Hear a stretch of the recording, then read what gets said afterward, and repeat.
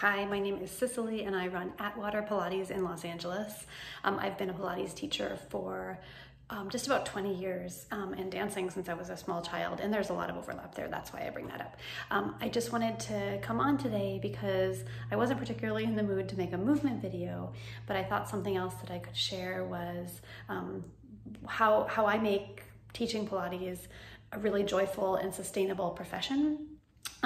Because I've made a lot of mistakes, so I'd like to share them so that you don't, and yeah, to encourage other people to go into this great profession. Number one, know your why. I think my family is in healthcare, they're doctors, and so I always really enjoyed seeing bodies change and helping seeing bodies change. I started college as pre-med, and it really wasn't the path for me for a lot of different reasons, mostly because I was a creative as well, still am a creative as well. So having more flexibility to do other things was something I wanted, and also because I came from the dance world, so it really helped to have the dance background when it came to helping people with kind of PT modalities and stuff. So my why was that I really wanted to help. Number two, practice what you preach. That was definitely a mistake I made early on because I had done Pilates in high school, but I hadn't really been practicing it much in my early 20s because it was out of my budget. It was just not something that I could have afforded. So I felt a little bit like I was playing catch up during my training program. That said, the way I did play catch up was that I got a lot of videos and books, and that helped me. But there are a lot of studios now that will do teacher trades and stuff. So there are ways to practice what you preach. And now, of course, as a professional who's been doing this for 20 years, I have to get sessions regularly with colleagues just to stay fresh and to make sure my own body's in check. Which brings me to my point number three, continuing education. A great part of Pilates is that it's not regulated. So there are organizations that will tell you, oh, you have to maintain your certification by getting continuing education credits through only this organization or that. Totally not true. I won't name names here, but you really don't have to follow anyone's designated CECs. You can choose your own. And this is an amazing thing about the profession is that there's so much overlap. A lot of the time, instead of doing a Pilates CEC, I'll take a workshop with physical therapists or with somatic therapists or with yoga therapists because there's so much overlap that it only serves my clientele. And I learned so much by doing that.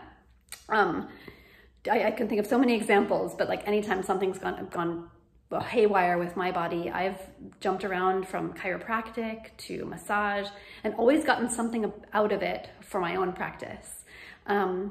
My fourth point is get some experience before you open your own studio. How was I going to say that? Yeah, get some experience in the field, because I see a lot of the time people do a training and they're like, okay, I'm going to open a studio now. And for so many reasons, I think that's a little bit like cart before the horse.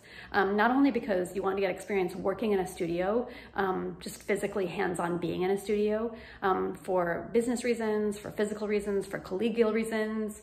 I mean, it doesn't need to be 15 years, which it took me that long to really open my own studio. Maybe it did for me, but it seems a little bit, it's not as helpful to your clientele as it could be if you got some experience first. And finally, point number five, speaking of other studios, advocate for yourself. Because again, this profession has so many creatives and dancers and artists, and exploitation is so rife in that field, it does flow over into Pilates sometimes. I could tell you some crazy stories of things studio owners pulled. Fortunately not in Los Angeles or on the West Coast, but a little bit in New York sometimes. Which may be a New York thing, but no, I've heard about it over here as well with more naive teachers. Advocate for yourself. If you're in doubt, it's a huge profession. Ask around, see what other people are experiencing. Feel free to hit me up. I'm happy to let you know if something's normal or not. But basically think about labor codes in other professions. You should be entitled to breaks, you should get fair pay and stuff like that. There's also, in California now, you cannot be paid as an independent contractor if you're working for a studio. So you are an employee, which means you're entitled to employee benefits like health insurance and stuff. So some things to keep in mind.